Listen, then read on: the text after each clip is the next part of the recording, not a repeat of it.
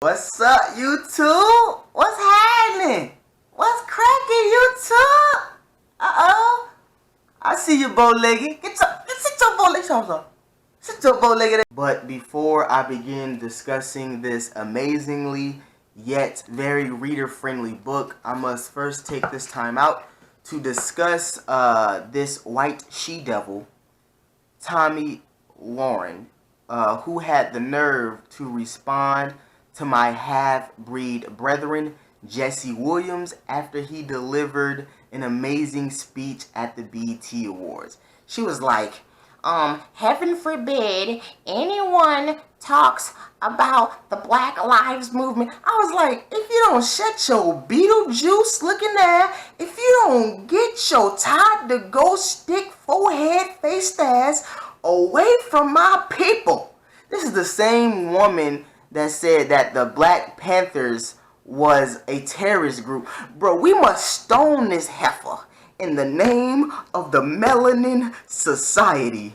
But anywho, speaking of the Black Panthers, my main man, Ta-Nehisi Coates, was actually given the opportunity to write for the newly released comic book Marvel series of the Black Panther character, which I believe the movie is scheduled to be released sometime in early 2018, so keep your eyes out on that.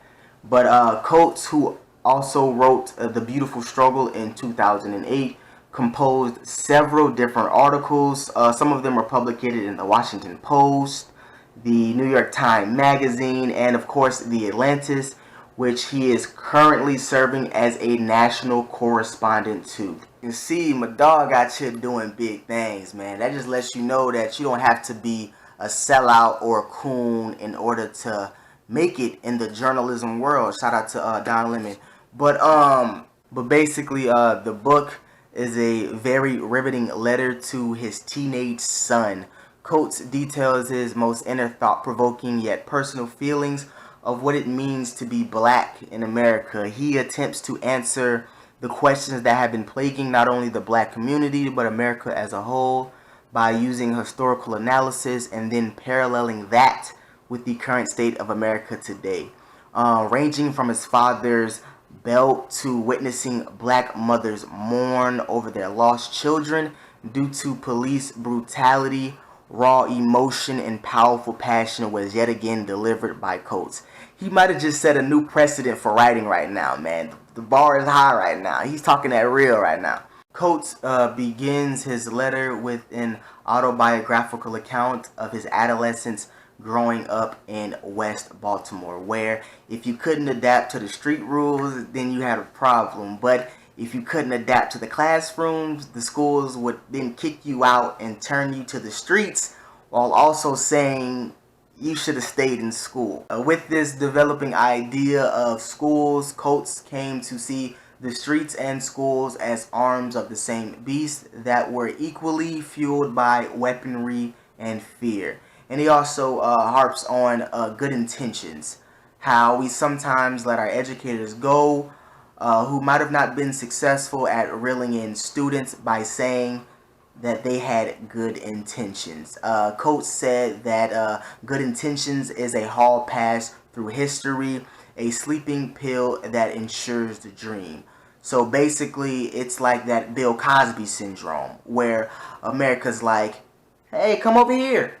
We know you can't swim. We got life jackets for you. Come over here, right?